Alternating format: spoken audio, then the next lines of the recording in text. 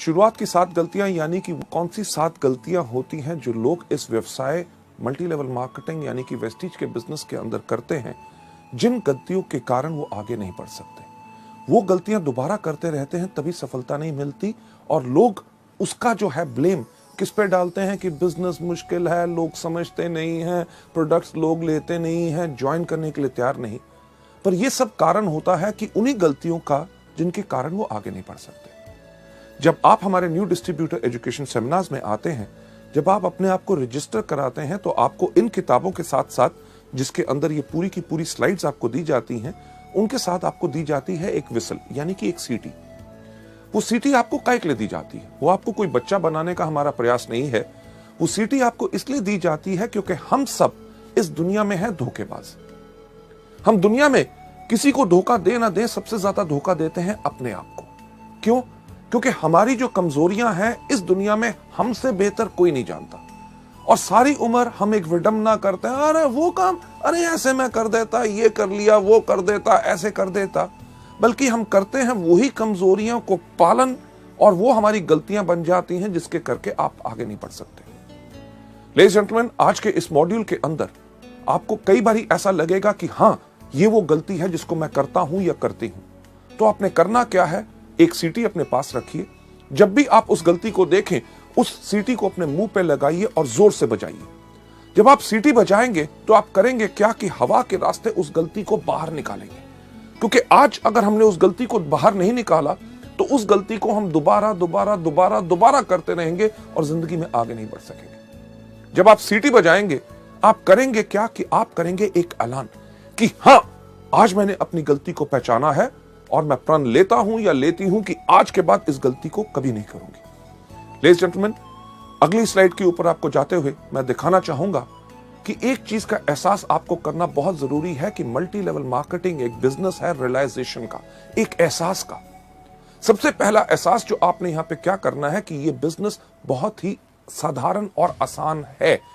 इस बिजनेस को आपने मुश्किल बनाने का कोई प्रयास नहीं करना। जिस तरीके से आपको सिखाया जाए उसी तरीके से आप सीखें, उसी तरीके से आप करें, आपको इसमें भरपूर सफलता मिलेगी। आप में से कितने लोग हैं जो जिंदगी में कभी स्कूल गए होंगे? हर एक व्यक्ति। जब हम स्कूल गए, हमें जब गिनती सिखाई गई, सिखाया क्या गया गिनती कहां से शुरू होती है? 1 2 3 4 5 6 7 8 9 10। हमने उसी तरह सीखा, तभी कितना साधारण और आसान हो गया। कभी आपने अपने शिक्षक, अपने टीचर से एक प्रश्न पूछने की कोशिश की कि पहला पहले क्यों आता है, तीसरा तीसरी जगह पे क्यों आता है, और नौवां नौवीं जगह क्यों आता है? लेडीज जेंटलमैन, आपने इसलिए नहीं पूछा क्योंकि वो सिस्टम एक तरीका है किसी चीज को सीखने का, तभी आप गिनती सीख के सफल हो सके। यही चीज आपने वेस्टीज के अंदर करनी है कि आपको जो सिस्टम सिखाया जाता है उसी को फॉलो करें। आगे बढ़ते हुए आपको मैं बताना चाहूंगा कि हमारे इस बिजनेस की कामयाबी या नाकामयाबी सिर्फ एक चीज पर निर्भर करती है कि शुरुआत का सही तरीका। जब आप आज लोग इस बिजनेस की शुरुआत कर रहे हैं, शुरुआत करते समय आपको ये एजुकेशन मॉड्यूल्स जो आप देख रहे हैं, अगर आप सही तरीके से शुरुआत करेंगे तभी आपको पूर्ण सफलता मिलेगी। सही शुरुआत हर चीज में बहुत मायने रखती है। आपने एक रेस होती देखी होगी, यानी कि जिसमें एथलीट यानी कि दौड़ाक दौड़ते हैं, उसके कानून कुछ होते हैं कि नहीं? कानून क्या होते हैं कि एक लाइन बनी हुई है जिसके ऊपर सारे के सारे एथलीट खड़े हैं। उसमें किसी व्यक्ति का ये नहीं चलता कि जी मैं इस तरफ देख के क्यों खड़ा हूं, कोई ऐसा नहीं कहता कि मैं इस तरफ खड़ा हूं, कोई ऐसा नहीं कहता कि मैं इस तरफ खड़ा हूं। अगर उस रेस का यानी कि उस दौड़ का जिसका नतीजा सफलता या असफलता में निकलना है, उसका एक कानून है कि हर व्यक्ति साथ खड़े होंगे। जब खड़े होंगे तो उसका सही तरीके का क्या रूल है कि जब रेफरी कहेगा रेडी 1 2 3 गो, तभी गो होगा। कई बार आपने देखा होगा कि 1 2 के ऊपर ही लोग दौड़ते हैं तो सीटी बज जाती है कि यानी कि रेस शुरू नहीं हुई, गलती हो गई, फिर से शुरुआत हो। वेस्टीज के बिजनेस के अंदर भी अगर आप सही शुरुआत करेंगे तभी आपको इसमें सफलता मिलेगी। आगे बढ़ते हुए, आपको ले जाते हुए मैं आपको बताना चाहूंगा कि जब आप वेस्टीज के बिजनेस के अंदर आते हैं, शुरुआत का वेस्टीज के अंदर सही तरीका क्या है कि 1 साल की प्रतिबद्धता यानी कि 1 साल की कमिटमेंट। जब आप इस बिजनेस में आए तो एक कमिटमेंट लेके आए कि जो भी हो जाए मुझे 1 साल तक वेस्टीज ही करना है और उसी तरीके से करना है जिस तरह से मुझे बताया गया। हाँ, ज्वाइन करके अगर बैठ जाएं और 1 साल का इंतजार करें और कुछ करें ना, तब सफलता नहीं मिलेगी। 1 साल की कमिटमेंट इसमें बहुत जरूरी है। कमिटमेंट यानी कि प्रतिबद्धता हर चीज में जरूरी होती है। जब आप स्कूल गए, स्कूल में जब आपका नाम रजिस्टर में लिखा गया कि क्या आपने स्कूल के प्रिंसिपल को कहा कि आपका क्या स्कूल है? अरे आप कहते हो रोज सुबह 8 बजे से लेके 2 बजे तक आना है। नहीं नहीं नहीं नहीं, मैं तो 12 बजे आऊंगा और 1 बजे वापस चला जाऊंगा। क्या प्रिंसिपल मानता? कभी नहीं। जब आपने स्कूल में दाखिला लिया तो आपने अपने लिए ली 12 साल की प्रतिबद्धता यानी कि कमिटमेंट कि जो मर्जी हो जाए, बारिश हो जाए, गर्मी हो, ठंड हो, अगर स्कूल का टाइम है 8 बजे तो मैं 8 बजे आऊंगा, अगर 2 बजे है तो 2 बजे मैं जाऊंगा, मुझे होमवर्क दिया जाएगा, मैं करके उसको वापस लाऊंगा, हर साल मैं एग्जाम दूंगा। अगर आप मानेंगे कि मैं इसमें सफल हो सकता हूं तभी मैं आगे बढ़ूंगा।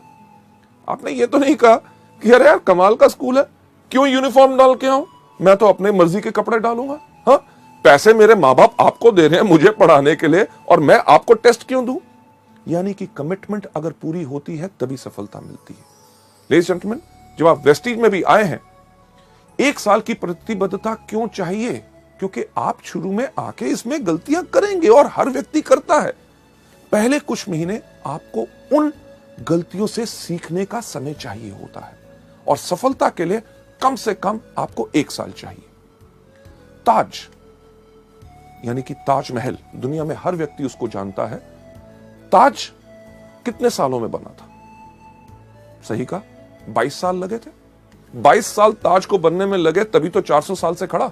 मुझे एक बात बताइए कि अगर ताज को बनने में 22 दिन लगे होते तो कितनी देर तक खड़ा रहता? यानी कि कुछ साल या कुछ महीने। यानी कि जिस चीज में जितना समय लगता है, अगर ज्यादा समय लगता है तो तभी वो ज्यादा देर तक चलती है।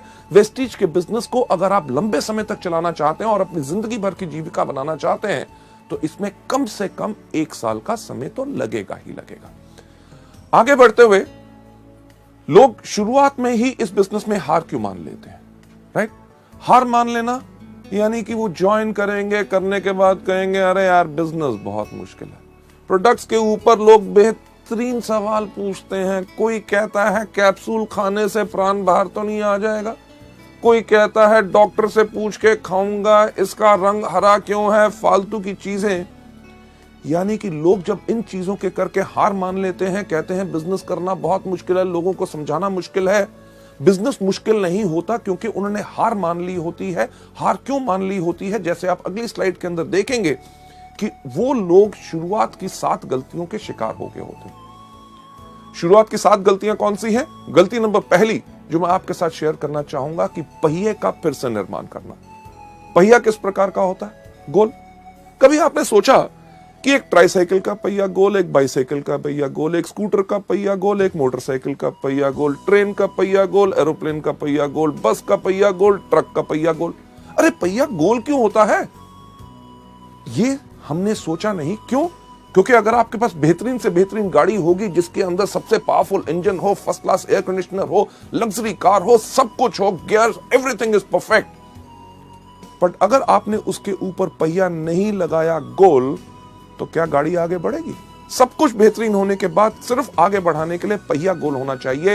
यानी कि तरीका वही जो अभी तक चलता आया, जिसके ऊपर लोग इतने सफल हो सके। ये गलती नंबर 1 लोग आके वेस्टीज या मल्टी लेवल मार्केटिंग में क्यों करते हैं? क्योंकि इस दुनिया में हर आदमी के पास एक ही सोच होती है कि दुनिया का सबसे अक्लमंद आदमी कौन? मैं। यानी कि मैं भी सोचता हूं कि दुनिया का सबसे अक्लमंद आदमी मैं, आप भी सोचते हैं आप दुनिया के सबसे अक्लमंद आदमी मैं। जो आपके आसपास लोग बैठे हैं वो सोचते हैं कि वो आपसे ज्यादा अक्लमंद है। लेडीज जेंटलमैन, इसके ऊपर मैं आपको एक कहानी सुनाना चाहूंगा। सुनना चाहोगे? जैसे मेरा पुराना अंदाज, शुक्र है आपने हाँ कह दिया। क्यों? क्योंकि अगर आप ना भी कहते कहानी तो मैं आपको तब भी सुनाता। यह कहानी है जो मैंने आज से कम 15 साल पहले एक किताब में पढ़ी थी और अपने अनगिनत ट्रेनिंग प्रोग्राम्स में हमेशा सुनाता आया हूं। इसलिए सुनाता हूं क्योंकि वो कहानी गोल है, यानी कि पहिया गोल है, वो काम करता है तभी उसको इस्तेमाल करता हूं। यानी कि जो काम करता है उसको बदलने का प्रयास मत करो।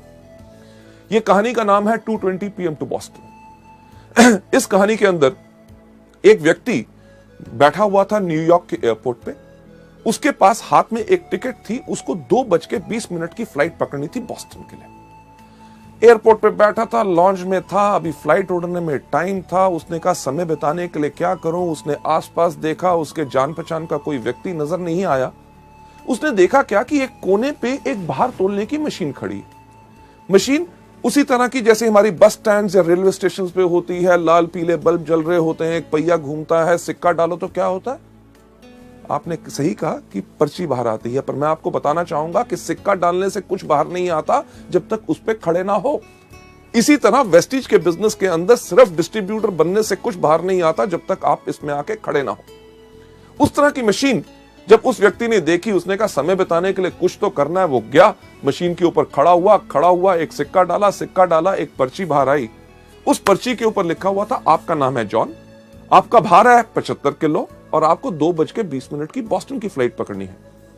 उसने कहा मेरा नाम है जॉन। मशीन को कैसे पता चला मेरा भार है 75 किलो? ये तो बताना इसका काम है। मुझे 2:20 की फ्लाइट पकड़नी है, मशीन को कैसे पता चला? यानी कि कोई मेरा बेवकूफ बनाने की कोशिश कर रहा है। क्यों? क्योंकि दुनिया का सबसे अक्लमंद आदमी कौन? मैं।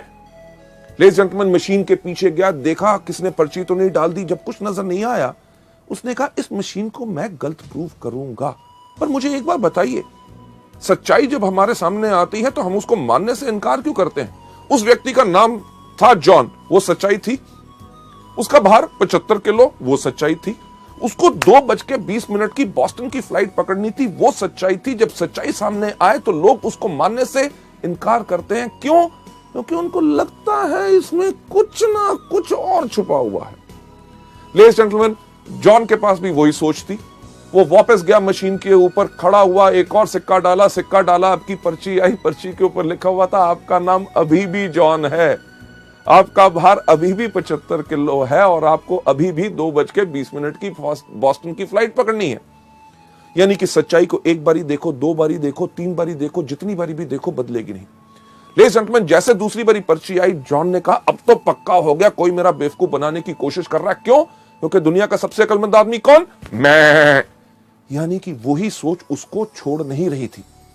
उसने कहा कि जो मर्जी हो जाए, इस मशीन को मैं गलत प्रूफ करूंगा। उसने अपना बैग उठाया, बाथरूम में भाग के गया, रेजर निकाला, अपनी मूछें काटी, कैंची निकाली, अपने बाल काटे, अपने कपड़े बदले, वापस आके मशीन के ऊपर खड़ा हुआ, एक और सिक्का डाला, पर्ची बाहर आई। पर्ची के ऊपर लिखा हुआ था आपका नाम अभी भी जॉन है, आपका भार अभी भी 75 किलो है और आपने अभी अभी 2:20 की फ्लाइट मिस कर दी है।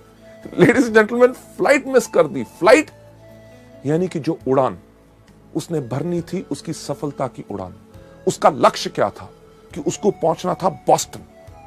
उसकी उस उड़ान बिल्कुल बढ़िया रहे, उसके लिए उसके पायलट्स तैयार थे। वो पायलट्स जिन्होंने उस उड़ान को कितनी भारी भरा था, उन्होंने पूरा का पूरा एरोप्लेन चेक किया था, आगे का मौसम का हाल उनको पता था कि आगे की फ्लाइट में कोई प्रॉब्लम ना आए। राइट? उन्होंने पूरी प्लानिंग की थी कि किस तरह से एरोप्लेन को धीरे धीरे हम पहले रनवे के ऊपर दौड़ाएंगे, फिर तेज दौड़ाएंगे, जैसे वो स्पीड पकड़ेगा फिर उसको उड़ाएंगे और किस तरह से वो बिल्कुल कंफर्टेबली अपने लक्ष्य यानी कि अपनी डेस्टिनेशन पे पहुंच जाए। अगर व्यक्ति प्लेन पे चढ़े ही ना टिकट लेने के बाद, तो गलती किसकी? लेडीज जेंटलमैन, यही गलती आप सब और हम सब जो नए लोग इस बिजनेस के अंदर होते हैं करते हैं। क्या? ज्वाइनिंग तो ले ली, उसके बाद हमारे पायलट यानी कि आपके अपलाइंस, जो directors, silver directors, gold directors, diamond directors, stars, crowns, जो हर रोज इस उड़ान को भरते हैं, हर महीने कितने लोगों को सफलता पूर्वक उनके लक्ष्य पे पहुंचाते हैं, यानी कि डायरेक्टर्स, सिल्वर डायरेक्टर्स, गोल्ड, उन्होंने आपके लिए पूरी प्लानिंग की होती है कि किस तरह आपके साथ 1-to-1, किस तरह आपको प्रोडक्ट ट्रेनिंग देनी है, यानी कि आपके एरोप्लेन को किस तरह से धीरे धीरे उड़ाना है, कैसे आप 5 से लेके 8, 8 से लेके 11, 11 से लेके 14, 14 के बाद 17 और किस तरह जब आपकी स्पीड तेज होगी तो आपको लक्ष्य के ऊपर आपको उड़ाया जाए ताकि आप डायरेक्टर सफलतापूर्वक अपनी मंजिल पे पहुंच सके। लोग ये गलती नंबर 1 क्यों करते हैं?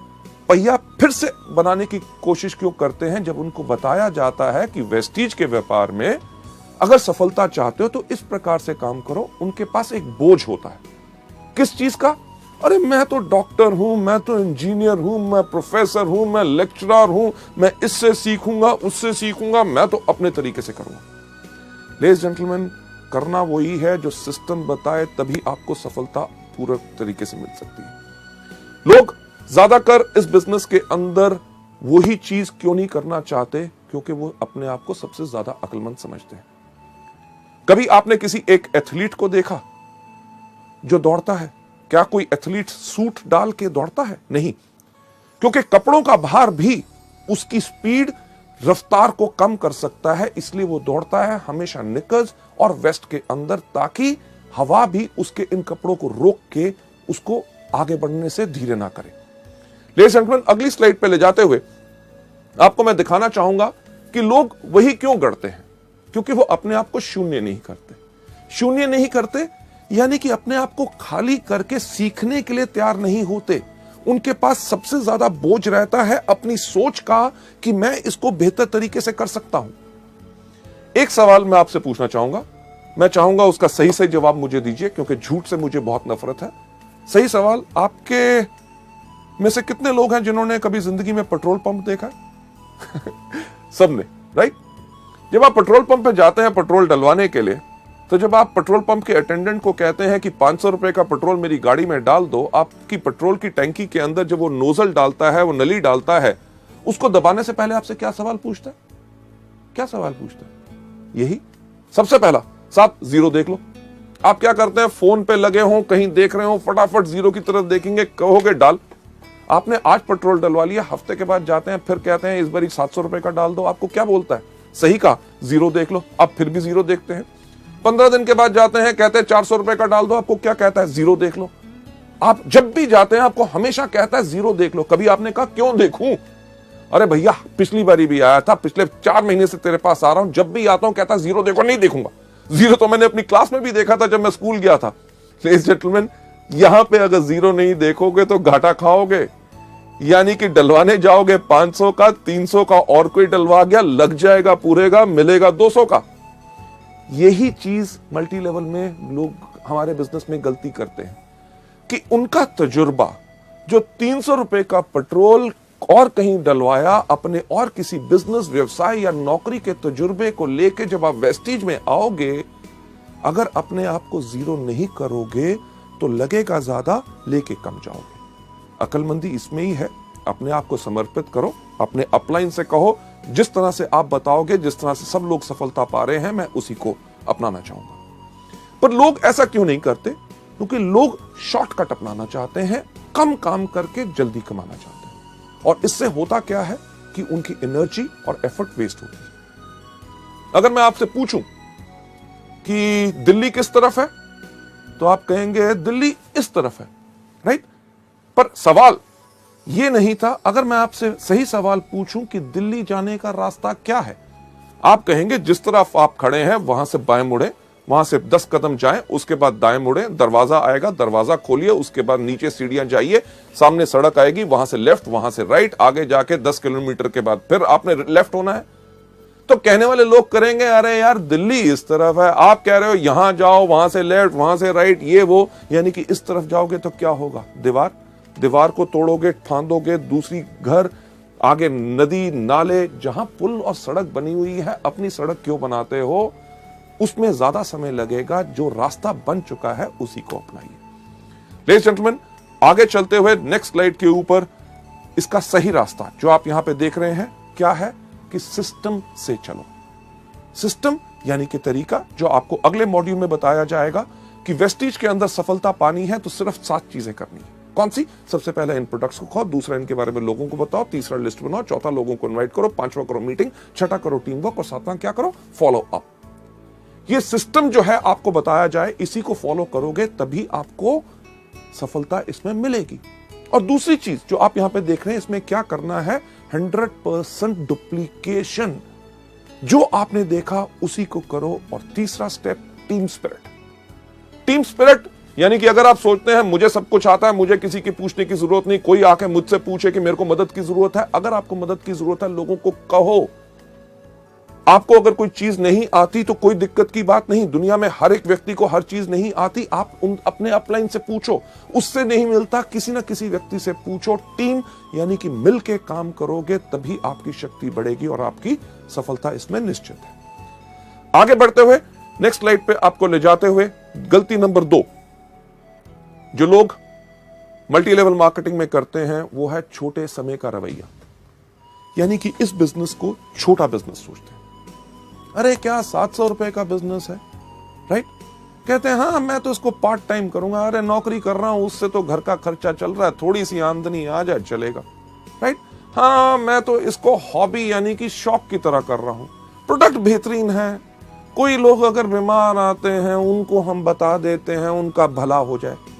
लेडीज जेंटलमैन, गलती यही होती है क्योंकि लोग इसमें डैबल यानी कि सिर्फ एक जुए की तरह कहते हैं कि चलो करके देख लेते हैं, अगर सफल हो गए तो ठीक है, कमिट नहीं करते यानी कि प्रतिबद्धता नहीं लेते। इस बिजनेस को करने का जो तरीका है वो अगली स्लाइड में आपको दिखाया जाएगा। इस बिजनेस को सही करने का तरीका क्या है कि व्यापारी की तरह सोच बनाइए। Think like a businessman. हम गलती क्या करते हैं, किसी व्यक्ति से जाके मिले, सर कमाल का बिजनेस है, क्या इसको करना चाहोगे? वो कहा नहीं मेरे को नहीं करना, यानी कि दिल टूट गया। उसके बाद दोबारा उस व्यक्ति से इस बिजनेस के बारे में बात ही नहीं करते। अगर अपने सबसे अच्छे दोस्त के पास जाके कहा ये बेहतरीन प्रोडक्ट है, आपको फायदा करेंगे, आप इन प्रोडक्ट को लीजिए, अगर वो कहता है मेरे को नहीं लेने, तो हम अपने मन को इतना तोड़ लेते हैं, एक तरह की कसम खा लेते हैं कि आज के बाद इस व्यक्ति से तो इस बिजनेस के बारे में बात नहीं करेंगे। लेडीज जेंटलमैन, हमने बनानी है अपनी सोच एक बिजनेसमैन की तरह। एक एग्जांपल जो मैं बिजनेसमैन की सोच पे इस स्लाइड के ऊपर हमेशा देता हूं कि अगर आप किसी अपने शहर के सबसे अच्छे इलाके में जहां पे सबसे अच्छी दुकानें हैं वहां जाएं, वहां पे एक कपड़े के शोरूम पे जाएं, तो कपड़े का शोरूम की कितनी कीमत होगी आपके इलाके में? लगभग लाखों रुपया तो होगी। लाखों रुपए का अगर शोरूम है उसके अंदर लाखों रुपए का माल भी होगा, यानी कि जो व्यक्ति जो उसका मालिक है वो शायद हमसे ज्यादा पैसे वाला हो। पर जब हम उसकी दुकान पे जाते हैं जिसके पास हमसे ज्यादा पैसा है और जिंदगी में हमसे ज्यादा सफल है, क्या हमसे पूछता है एक चीज दुकान में घुसने से पहले कि भाई साहब पहले अपना बटुआ दिखाओ, जेब में पैसे हैं तब घुसना, नहीं तो बाहर जाओ? नहीं, वो जितना मर्जी बड़ा आदमी हो वो हमें एक बिजनेसमैन की तरह, क्योंकि वो व्यापारी है, व्यापारी की उसकी सोच है, हमें नमस्कार करके कहता है आइए साहब आपको क्या चाहिए। एक चीज अपना के देखिएगा जो मैं हमेशा आप लोगों को बताता हूं कि आप जाइए उसकी दुकान पे, अगर उसके पास कपड़े की दुकान है उसको जाके कहिए साहब मुझे एक कमीज चाहिए जो यहां से हो हरी, यहां से हो लाल, कॉलर हो उसका नीला, बाहें उसकी पीली, बटन जो है उसके अंदर लाइट जले टू टू टू टू टू टू। क्या ऐसी कमीज होगी? नहीं होगी। पर क्या वो बिजनेसमैन, वो व्यापारी आपको कहेगा कहीं पागल हो, कहां से आए हो?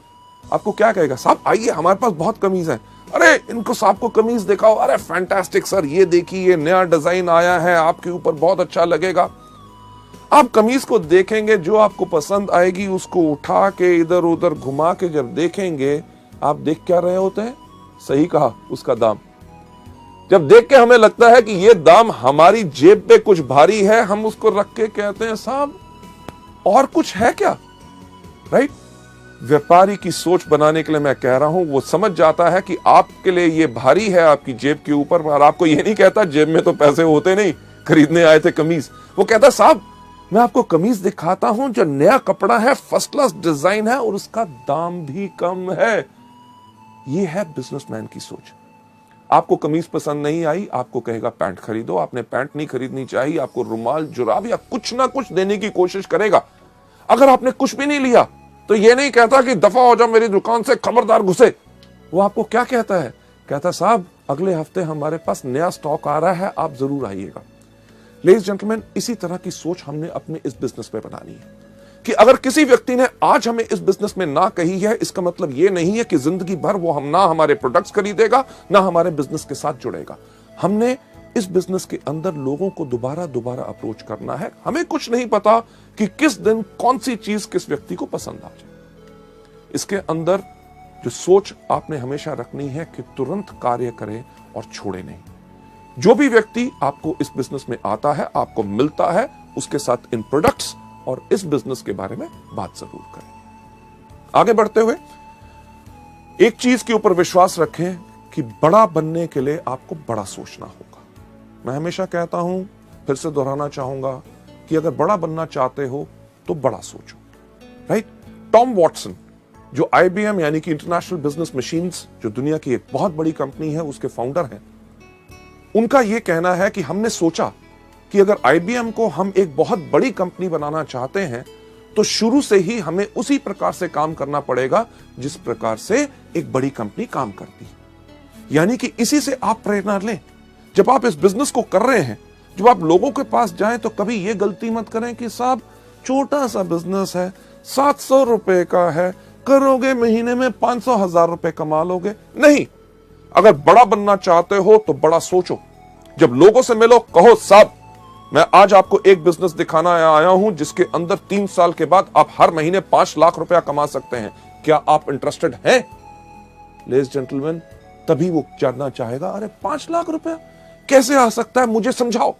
नहीं तो वो सोच लेगा शायद ये दवाइयां या फूड सप्लीमेंट्स बेचने का बिजनेस है। इस चीज के अंदर मैं हमेशा कहता हूं कि अगर आपके पास सोच है, बड़ी सोच है कि हां मैं आज एक जो बिजनेस कर रहा हूं उस पे मुझे गर्व है और मैं एक बड़ा बिजनेस कर रहा हूं, जब भी आपको लोग कहेंगे अरे किस प्रकार का बिजनेस कर रहे हो, आप कहोगे ये वो बिजनेस है जिसको मैं इसलिए कर रहा हूं क्योंकि आज के 3 साल के बाद हर महीने मेरी 5 लाख रुपया आमदनी होगी।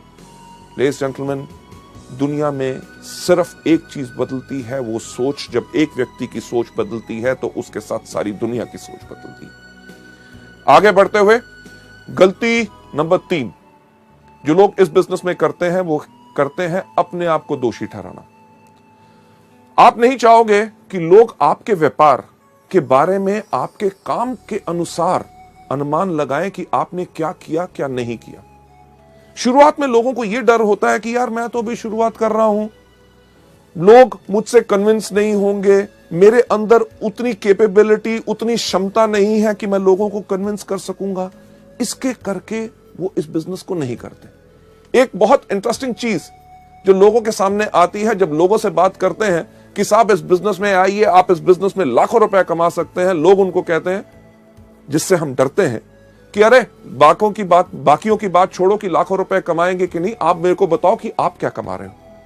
और हम ये सोच रखते हैं कि जब हमारा बड़ा चेक आएगा तब जाके हम उनसे बात करेंगे। लेडीज एंड जेंटलमैन, इस गलती नंबर 3 यानी कि खुद को दोषी ठहराना कि मुझ में क्षमता नहीं है, इसका सही तरीका क्या है अगली स्लाइड के ऊपर लेके हम आपको बताते हैं। इसका सही तरीका यह है कि आत्मविश्वासी बनो, यानी कि खुद पे विश्वास रखो, क्योंकि कोई भी आदमी अपने पूरे विश्वास के साथ पूरा का पूरा बदलाव ला सकता है।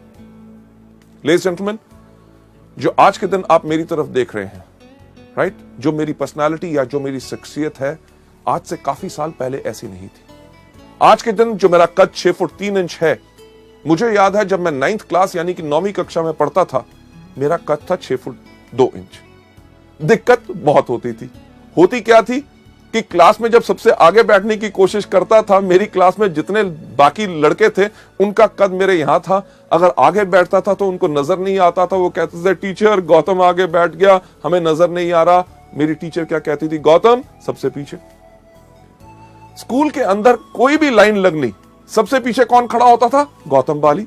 अरे दिक्कत क्या कि स्कूल के अंदर में जब ऐसे खड़ा होता था, लड़के भाग रहे होते थे, किसी के मुंह पे मेरी कोहनी लगती थी, यानी कि खड़ा भी मैं अपने आप को समेट के होता था। मेरा नाम गौतम बाली लोग जानते ही नहीं थे। कोई मुझे कहता था लंबू, कोई कहता था ऊंट, कोई कहता था जिराफ और कोई कहता था कुतुब मीनार। अरे इतनी बात छोड़ो कि वो मेरा नाम भूल गए थे, मैं भी अपना नाम भूल गया था। जब मैं स्कूल में चल के जा रहा होता था, पीछे से कोई आवाज मारता था लंबू, तो मैं मुड़ के कहता था हाँ। लेडीज जेंटलमैन, आपको तो शायद हंसी आ रही हो, पर मुझे तब लगता था कि भगवान अगर मुझे कोई श्राप दे सकता है तो भगवान ने वो श्राप दिया मेरा कद। मैं इस कद के करके इतना परेशान था। क्यों? क्योंकि जब घर जाता था तो मेरे पिताजी मुझे आके कहते थे, जब मैं अपने स्कूल के लड़कों के साथ खेल रहा होता था, अरे इतना बड़ा हो गया, छोटे छोटे बच्चों से खेल रहा है। समझ नहीं आती थी करूं तो करूं क्या। जब मैं कॉलेज के लड़कों के साथ घूम रहा होता था तो मेरे फादर आके मुझे कहते थे, अरे स्कूल में पढ़ता है, कॉलेज के लड़कों के साथ घूमता है, ये तो बर्बाद। घर वालों ने तो कपड़े सिलवाने बंद कर दिए। 3 पैंटें 5 कमीजें, उन्होंने कहा इसी में 1 साल बिताओ। क्यों? क्योंकि रात को सोते हो, सुबह 2 इंच लंबे होते हो। लेडीज जेंटलमैन, दिक्कत बहुत थी। यह सोच मेरे दिमाग में थी, हमेशा रहती थी कि मेरे अंदर कुछ कमी है, कि मेरा कद बहुत ज्यादा लंबा है। जब मैं लोगों से बात करता था, उनकी आंखों के अंदर ध्यान से झांक के सोचता था कि ये मेरे कद के बारे में क्या सोच रहे हैं। इस सिर्फ एक सोच के साथ मेरी शख्सियत, मेरी पर्सनालिटी झुक गई। यानी कि जब मैं चलता भी था तो मैं इस प्रकार से चलता था ताकि लोग मेरा कद ना देख सके। यह सब मेरे साथ होता रहा जब तक मैं सेकेंड ईयर कॉलेज में नहीं गया। जब मैं सेकेंड ईयर कॉलेज में गया, एक दिन हमारे प्रोफेसर ने अब हमारी पूरी क्लास को एक ऐसे लिखने के लिए कहा। सब लड़कों ने लिखा, मैंने भी लिखा। अगले दिन जब हमने दिया, उसके अगले दिन हमारे प्रोफेसर आए। उन्होंने आके कहा, गौतम बाली कौन है? क्लास में सबसे पीछे कौन बैठा था? सही कहा, मैं वहां पे खड़ा हुआ, घबराया हुआ कि क्या हो गया। उन्होंने कहा, क्लास के बाद मुझसे मिलना। मेरी सांस ऊपर की ऊपर, नीचे की नीचे। क्यों मिलना है? क्योंकि हर चीज में मैं घबराता था, मैं डरता था, क्योंकि मेरी पर्सनालिटी झुकी हुई थी। क्लास के बाद मैं जाके मिला अपने टीचर से। उन्होंने कहा, गौतम, मैंने तुम्हारा एसे पढ़ा, मुझे तुम्हारे सोचने का तरीका बहुत अच्छा लगा। लेडीज जेंटलमैन, जो आदमी शायद मेरा नाम नहीं जानता था, इतने सारे लड़कों में मुझे पहचानता नहीं था, एक कागज के टुकड़े से उसने मेरे सोचने के तरीके को अप्रिशिएट किया। उसने कहा कि ऐसा है कि गौतम, हमारे कॉलेज का एक इंटर कॉलेज कंपटीशन हो रहा है, डिबेटिंग कंपटीशन, और मैं चाहता हूं कि आप कॉलेज को रिप्रेजेंट करें। मैं कहा, मैं कॉलेज को रिप्रेजेंट करूं, लोगों के सामने खड़े होकर बोलूं? मेरे को इतना डर लगा, मैंने उनको मना किया। पर वो हमारे कॉलेज के वाइस प्रिंसिपल भी थे, उनकी बात मुझे माननी पड़ी। तैयारी करनी शुरू कर दी। जो टॉपिक मुझे मिला था, पर उसके साथ साथ मैं करता था हर रोज पूजा। किस चीज की? कि मुझे याद था कि जब हमारे स्कूल में मैं 6th क्लास में पढ़ता था, हमारे भारत के एक राष्ट्रपति थे फखरुद्दीन अली अहमद, उनका कुर्सी में देहांत हुआ था और हमें 3 दिन की छुट्टी मिली थी। मैं रोज सुबह तैयारी करता था और एक पूजा करता था, हे भगवान, हमारे देश में इतने नेता हैं, कंपटीशन वाले दिन सिर्फ एक को ऊपर बुला लो ताकि छुट्टी हो जाए, ताकि मैं लोगों के सामने ना जाऊं, उनके सामने बोलना ना पड़े, लोग मेरी हंसी ना उड़ाएं। क्यों? क्योंकि मेरे अंदर आत्मविश्वास नहीं था। पर शायद भगवान को कुछ और मंजूर था। उस दिन वो दिन आया, कंपटीशन शुरू हुआ। लोग जाते थे स्टेज के ऊपर, जाके कहते थे, लेडीज जेंटलमैन, मुझे जो टॉपिक मिला है वो टॉपिक है ये, इसके ऊपर विचार मेरे ये है। अगर हम इसको इस प्रकार से करें तो हमारे देश को इस प्रकार से फायदा हो सकता है, बाकी लोग इस प्रकार से कर रहे हैं, इसके अंदर ऐसा करना चाहिए। हर व्यक्ति अपने विचार आके बता रहा था और मैं वहां बैठा हुआ डर के देख रहा था कि मेरा नंबर ना आए। क्यों? क्योंकि मेरे पास आत्मविश्वास नहीं था। मैं लोगों से घबराता था। पर मेरा नंबर आया। जब मेरा नाम पुकारा गया, मैं उसी तरह स्टेज पे गया जिस तरह मैं चलता था, यानी कि झुक के। मैं झुक पे स्टेज पे गया, जाके खड़ा हो गया। लोगों से देखने को डर रहा था, क्योंकि मेरे को लग रहा था कि वो हंस रहे होंगे कि एक मंच के ऊपर, एक स्टेज के ऊपर एक इतना लंबा सा खंबा कहां आ गया। मैं नीचे अपनी नजर करके अपना बोलना शुरू हो गया, लेडीज जेंटलमैन, मेरा नाम है गौतम बाली और मुझे जो टॉपिक मिला है वो मेरा टॉपिक है ये। मेरे से पहले जो कुछ लोग आए, उन्होंने ये बोला, मैं उनमें से इन बातों पे सहमत हूं और इन बातों पे सहमत नहीं हूं। जिनकी बातों पे सहमत नहीं हूं, वो इसलिए सहमत नहीं हूं क्योंकि दुनिया भर के आंकड़े इस प्रकार से इस चीज को कहते हैं।